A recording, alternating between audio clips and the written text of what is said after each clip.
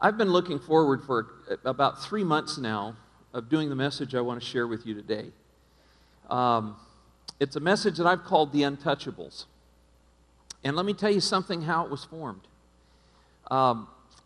Several months ago now, a couple of our pastors were at a meeting, and a woman was invited to give a testimony talking about how God had been bringing about emotional healing in her life.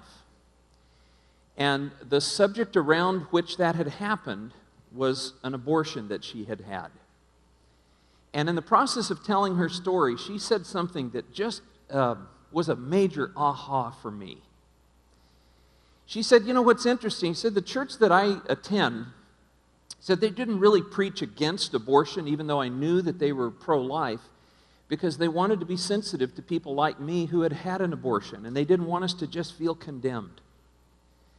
But as a result, she said, at least in my hearing, she said, I never heard him say anything about it. And so the conclusion that I came to was, this must be so horribly bad, they don't even talk about it. It's like an untouchable subject. And all of a sudden, I'm sitting here and I'm thinking, wow, I can relate to that, because we share that same feeling here at Northpointe, and we've mentioned abortion in passing and messages, but I've never done a direct message on it, for example.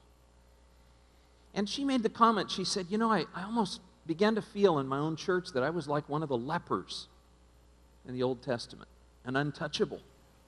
Number 4,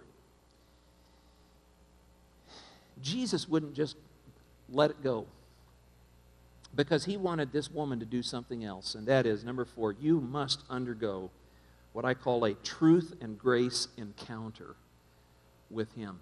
If you're ever going to be freed from whatever it is that you have a hidden struggle with, you've got to have a truth and grace encounter with Jesus, and you've got to have probably more than one, likely more than one. Notice what the story goes on to tell us. He says, someone has touched me, a power has gone out of me, and Jesus kept looking around to see who had done it. And then the woman, you ought to underline this, seeing that she could not go unnoticed. I like that. Seeing that Jesus wasn't content to let her stay in the shadows. He didn't want her to be a stealth spiritual person, flying under the radar. He wanted her to come out into the light so that she could be proclaimed clean and get on with her life. Seeing that she could not go unnoticed, knowing what had happened to her, came and fell at his feet, trembling with fear, and told him, notice this, the whole truth in the presence of all the people. There's an interesting verse in Proverbs 28 that tells us that people who try to cover over the stuff in their life aren't going to prosper. But those who are willing to bring it out into the open, notice, they'll find mercy. And so the longer that we keep these things closed up inside and we refuse to bring them out into the light of God's truth and his mercy, and sometimes in the light with other people, sometimes it requires that, we can't be healed. Because look at that next verse. Look at what it says. For with you is the fountain of life, and in your light we see light. There's something about bringing our need out into the light and exposing it to truth that then allows the grace of God to be applied to that hurt. Because you see, these hurts that we have, grace must be applied directly to them. And when they're in the dark, you can't see where to apply it. When they get in the light, now God's grace is the medicine that can heal.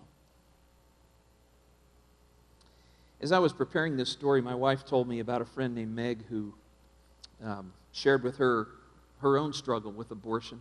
And I just said, wow, wonder if she'd give us permission to just share her story.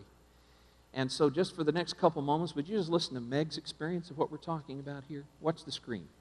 Listen to what she has to say.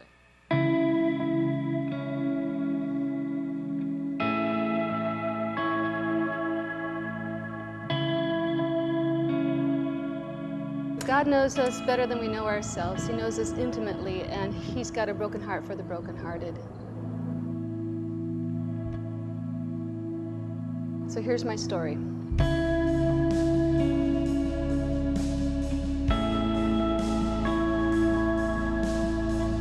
1980, I had my first abortion.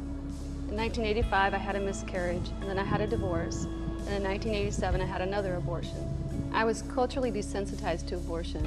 My first experience with abortion was when I was 16.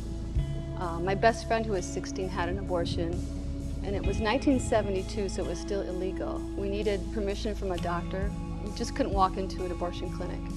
We found somebody who was 21 to drive us to a clinic, and there was lots of complications. But she survived it, or I should say we survived it. And because of that, I started to become numb to the preciousness of a child. So 3 years ago, from the advice of a good counselor and a friend who had been there before me, I got the name of an abortion retreat called Rachel's Vineyard. They're held worldwide, and I went to the one up in Three Rivers at St. Anthony's Retreat Center. There I found the loving arms with Jesus through people who'd been through the same experience, men and women, been through the same experience I'd been through. And I saw my tears reflected in the faces of those who desperately understood what it meant to want healing and to need forgiveness. At the beginning of the retreat, I was told that I would know the freedom of God's love and mercy, and I would be dancing with my children and Jesus in my visions and in my dreams. And that's what happened. We all bonded that weekend at Rachel's Vineyard, and on the last day of the weekend, we named our children and we released them to the Lord. We had witnesses to sign certificates of life for each child. My husband was my witness, and just a few months ago, I got to be the witness for somebody else at the same retreat.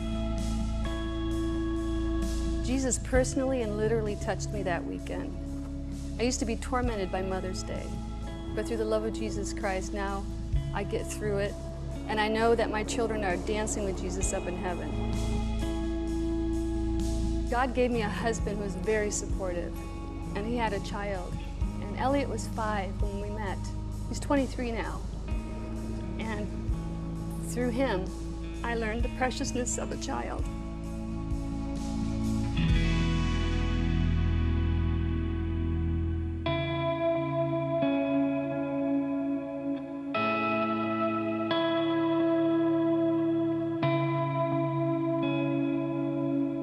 Dear Mason, you are my strong one, practical and stable, my first spirit son, connected, loving, and able. Even though your life was so short, I still miss you. My choice to abort can never change, but the promise of God will forever arrange our heavenly meeting with Jesus at your side, to be finally together where His mercy, grace, and forgiveness abides.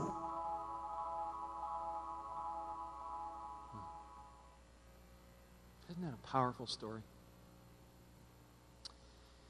You know, perhaps maybe there's an untouchable here this morning just because of abortion, and Rachel's Vineyard Ministry might be helpful to you. You can go to their website and find it. They have an event coming up in September still this year, and others that go year-round. If you don't have access to the internet, you could take your connection card this morning, and on the back side of it, in the top left-hand corner, if you just write the word Steve's RV, and we'll get the information to you and make sure you can get connected to this ministry. See, look at this great verse, John 1:14 and 15 about Jesus. It says, the Word became flesh and dwelt among us. And we've seen His glory, glory as of the only Son from the Father, full of grace and truth. Now, see, we as human beings, we tend to do one side of that or the other. We either do truth, and we're not so good at grace, or we want to do grace, but we never get around to the truth. And you see, both of those have to come together for healing to happen. They have to. See, the last thing I want to say to you, number 5. Look at this story. Look at what it tells us. And he said to her, she spills the truth. She tells the whole story in front of everybody. And he said to her, take heart, daughter. Your faith has healed you. Circle that word. It's an interesting word. In the Greek language the New Testament was originally written in, it's the word sozo, and it's the same word for salvation. It means to be delivered, to be made whole. In this context, it means, of course, to be healed, but it means much more than that to Jesus here. And so he says, take heart, daughter, your faith has made you whole. It's delivered you. It's healed you. It's saved you. Go in peace and be freed from your suffering. You see, we need to receive his assurance. This is the fifth thing. Receive his assurance of a whole, new future. See, the good news is your past is not your future. And because of grace, God has a future in mind for you, and he says, I want you to be whole.